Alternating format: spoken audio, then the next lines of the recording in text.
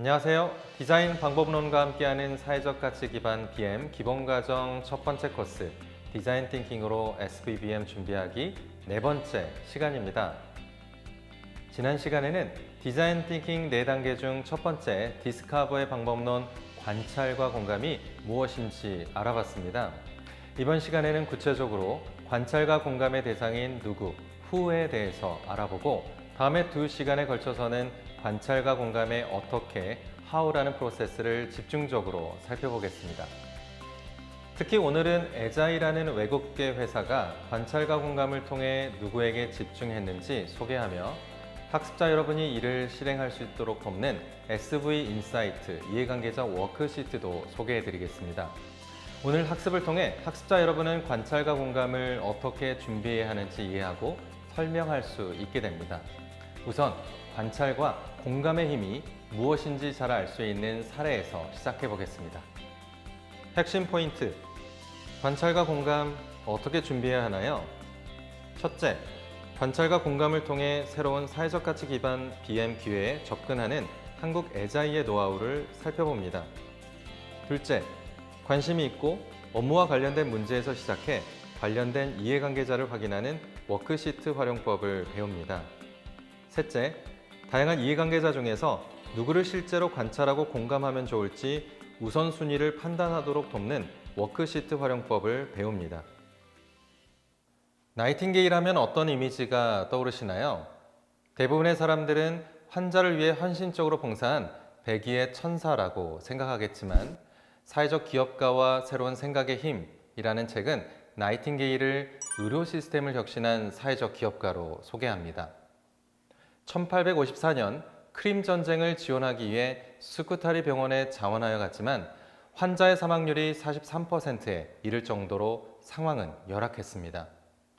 치명적인 상처가 아니었음에도 입원 후 사망률이 높음을 이상하게 여긴 나이팅게일은 의사와 간호사의 행동, 환자의 상처 관리 방식, 응급처리 프로세스 등을 면밀히 관찰하고 기록해 갔습니다. 이런 방식을 통해 환자의 재감염 경로를 발견한 나이팅게일은 의사의 행동 변화를 비롯한 진단 프로세스를 재정리했고 사망률을 단 3개월 만에 2%로 낮추는 성과를 거두게 됩니다. 나이팅게일의 이러한 접근은 디자인 띵킹을 통한 사회적 가치 창출이라 볼 수 있습니다. 첨단 의료기기의 도입이나 새로운 수술 방식의 도입이 없이도 문제를 새롭게 발견하여 환자의 생존율을 높였고 열악한 환경에서 근무하는 의사와 간호사의 부담은 줄였기 때문입니다. 오늘 소개드릴 글로벌 헬스케어 기업 에자이는 이러한 나이팅게일의 접근 방법을 그대로 자사의 혁신 프로세스에 도입해 오고 있습니다. 나이팅게일의 필기체를 그대로 활용한 HHC라는 혁신 브랜딩을 통해 인간 중심의 헬스케어 철학을 오랜 기간 지켜오고 있습니다. 에자이는 일본, 미국, 영국, 중국 등 전 세계 40여 개국의 법인을 운영하는 글로벌 헬스케어 기업입니다. 특히 한국 에자이는 HHC라는 기업 철학을 구체적으로 실현하기 위해 모든 구성원들이 쉽게 활용할 수 있는 디자인 띵킹 프로세스와 제도를 만들었습니다. 이 중 모든 직원들은 근무 시간의 1%를 디스커버 단계에 할애하며 사회적 가치를 창출할 수 있는 기회 발굴에 힘쓰고 있습니다. 사무실을 벗어나 환자뿐 아니라 환자의 가족들 및 주요 이해관계자들을 만나 함께 시간을 보내고 관찰과 공감을 통해 아직 해결되지 못한 잠재적 문제를 파악하고 이를 에자이의 비즈니스 혁신 기회로 검토하고 있습니다. 한국 에자이의 모든 직원들이 근무 시간의 1%를 활용하는 디자인 띵킹 프로세스는 더블 다이아몬드와 거의 유사합니다. 해당 프로세스는 SECI라고 불리는데요. 일본의 노나카 교수가 제시한 지식창조 이론을 바탕으로 에자이만의 프로세스로 정립되었습니다. 한국 에자이는 이 과정을 회사 구성원 누구나 쉽게 실행할 수 있도록 HHC Driven Innovation이란 방법론을 2016년 구축했습니다. 현재 구성원들은 업무에 있어 이러한 방법론을 참고해 에자이만의 SVBM 도출에 나서고 있습니다. 오늘 특히 우리가 주목할 부분은 에자이 혁신 활동이 제도화된 1%입니다. 1%란 에자이 모든 구성원이 자신의 업무 시간 1%를 활용해 외부에 존재하지만 아직 발견되지 못한 새로운 비즈니스 기회를 찾도록 하는 기업 정책을 의미합니다. 한국애자의 구성원은 자사의 주 고객인 암 환자, 치매 어르신, 뇌전증 환자 등과 친근하게 만나며 이해를 높이게 됩니다. 점차 이들의 가족이나 친구, 의료진 등 더욱 폭넓은 이해관계자 커뮤니티와 접점을 넓혀가며 그동안 기업이 놓쳤던 환자의 필요와 이를 해결할 새로운 솔루션은 무엇인지 자연스럽게 탐색할 수 있습니다. 2016년 한국애자의 한 영업사원은 일상적인 병원 방문을 1%의 관찰과 공감의 기회로 활용했습니다. 그러던 어느 날 병원에 장기 입원한 어린이 환자의 지루한 표정과 지쳐있는 부모의 표정이 눈에 들어왔습니다. 평소에는 그냥 지나쳤을 광경에 흥미를 느껴 이야기를 나눠보았습니다.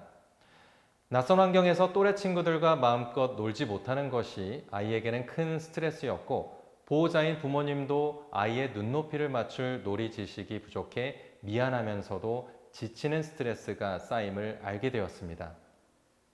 이러한 관찰 활동을 통해 영업사원은 병원 관계자를 비롯해 유사한 문제를 해결하고자 노력하는 소셜벤처 등 다양한 이해관계자와의 인터뷰를 진행했습니다. 이를 통해 결국 병원에 입원한 어린이 환자가 병원이란 환경에 주눅들지 않으면서도 놀고 싶을 때는 얼마든지 놀 수 있도록 어떻게 도울 수 있을까란 질문 형태의 인사이트로 발전하게 됩니다. 여기에서 아이들이 충분히 놀 권리의 제공이라는 사회적 가치, 기회를 발견하게 되죠. 소셜벤처 플레이 30일, 한양대학교 등과 함께 애자이는 어린이 환자가 필요할 때마다 화장지를 뽑듯이 100여 가지의 놀이를 뽑아 쓰는 놀이 구급상자 플레이 에이드 키트를 개발했고 크라우드 펀딩까지 성공했습니다. 2019년에는 더욱 업그레이드된 놀이구호 활동 키트가 출시되어 상표 등록까지 진행되었습니다. 애자이 사례에서 우리가 배울 수 있는 것은 무엇일까요? 바로 사회적 가치로 연결되는 인사이트를 발견하기 위해서는 그러한 인사이트가 있는 곳과 대상을 사전에 확인하고 사전에 계획하는 것이 중요하다는 점입니다. 앞서 애자이의 영업사원이 어린이 환자의 입원 병동을 방문하지 않았더라면 어린이 환자의 놀이 중요성을 인식한 다른 이해관계자와의 추가적인 만남이 없었더라면 플레이 에이드 키트라는 상품은 세상에 나올 수 없었을 것입니다. 관찰과 공감을 사전에 준비하는 것이 중요하기에 이제 디자인 띵킹 4단계 중 첫 번째 디스커버에서 활용할 수 있는 워크시트 SV 인사이트 이해관계자 워크시트를 소개합니다. 이 워크시트를 통해 여러분도 관찰과 공감을 손쉽게 시작할 수 있습니다. 나도 디스커버를 잘해보고 싶다 마음이 생기셨을 여러분을 위해 첫 시작을 도와줄 워크시트를 소개해드립니다. 이 워크시트는 담당하는 업무 또는 관심 있는 주제에서 다양한 사회적 가치 접점을 확장하도록 관찰과 공감 대상을 사전에 계획하고 정리해보는 목적으로 활용할 수 있습니다. 사회적 가치에 대한 탐색 지도라고 볼 수 있는데요. 이 워크시트는 2가지 단계로 구성됩니다. 첫째, 해결하고 싶은 문제를 가운데 원에 적어주세요. 둘째, 이 문제와 관련하여 가장 이 문제로 어려움을 겪고 있는 사람은 누구일까 생각하며 사회적 가치를 창출할 세부 이해관계자를 적어봅니다. 이해관계자란 대상자와 긍정적이든 부정적이든 상호작용 관계가 있고 영향을 주고받는 관계에 있는 모든 행위자를 의미합니다. SV 인사이트 이해관계자 워크시트는 내가 흥미를 느끼는 분야나 담당하는 업무를 보다 입체적으로 관찰하고 공감할 수 있도록 구조화하는 데 의미가 있습니다. 개인적으로 관심을 가지고 있고 담당 업무와의 연관성이 높을 때 워크시트 작성이 비교적 수월하게 됩니다. 최소 4명의 대상자를 의무적으로 기록해보고 해당 초안을 동료들에게 공유하면 새롭게 추가해야 할 이해관계자를 발견할 수 있습니다. 다음은 환자의 치료 분야 외 일상과 관련된 어려움의 해소라는 문제를 중심으로 가장 이 문제로 어려움을 겪고 있는 사람은 누구일까를 탐색해 볼 때 만들어 볼 수 있는 워크시트의 예시입니다. 각각의 대상자를 중심으로 필요시에는 다시 이해관계자를 더욱 세분화하는 것도 가능합니다. 거동이 어려운 환자의 병원 방문은 다시 택시 등 운송업자, 병원 동행 간병인, 보험 관계자 등의 이해관계로 확장될 수 있습니다.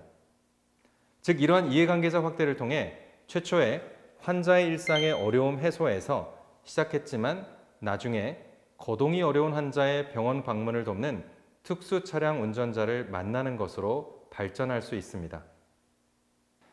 앞서 해결하고 싶거나 관심 있는 이슈를 둘러싼 이해관계자가 파악되었다면 다음은 이 중에서 우선순위로 관찰과 공감할 대상은 누구인지를 결정하는 것이 필요합니다. 첫째, 앞서 브레인스토밍 해본 대상자들 중 관찰과 공감의 대상자를 선택하기 위해 우선순위를 파악할 수 있는 2x2 매트릭스를 사용해 봅니다. 둘째, 가로, 세로축은 자유롭게 기준을 설정해서 활용이 가능합니다. 하나의 예시로 문제를 해결할 때 기대되는 사회적 가치의 규모를 뜻하는 임팩트, 그리고 해당 대상자의 실제로 관찰과 공감을 진행할 수 있는지를 뜻하는 접근 가능성을 생각해 볼 수 있습니다. 아무리 중요한 문제여도 나의 관심사나 흥미, 업무와의 관련성이 약할 때 이후의 디자인 티킹 단계를 진행할 동기부여가 어려울 수 있습니다.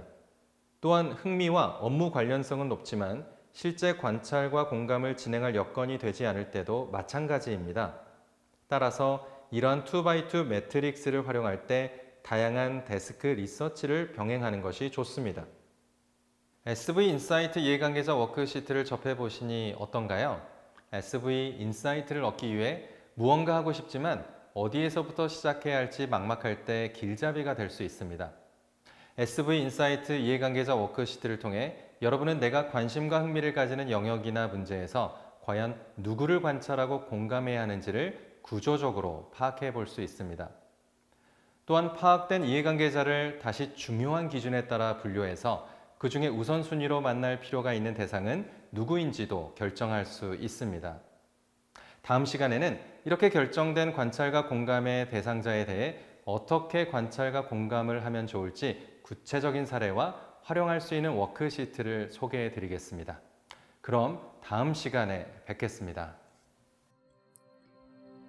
오늘의 핵심, 관찰과 공감은 실제 기업의 혁신 프로세스로 활용되는 효과적인 접근으로 누구나 사용이 가능합니다.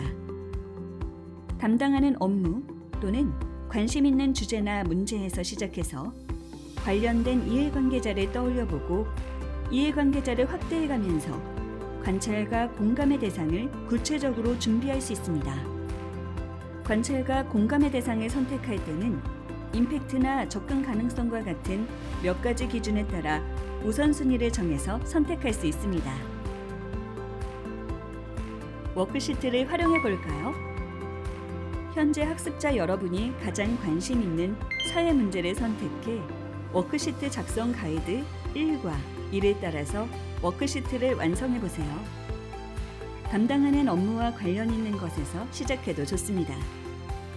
워크시트 작성을 하며 새롭게 발견한 흥미로운 사실, 추가로 확인하면 보다 흥미로운 이야기를 들을 수 있는 대상자를 선택해 어떻게 연락해서 만나볼 수 있을지 미팅 계획을 세워보세요.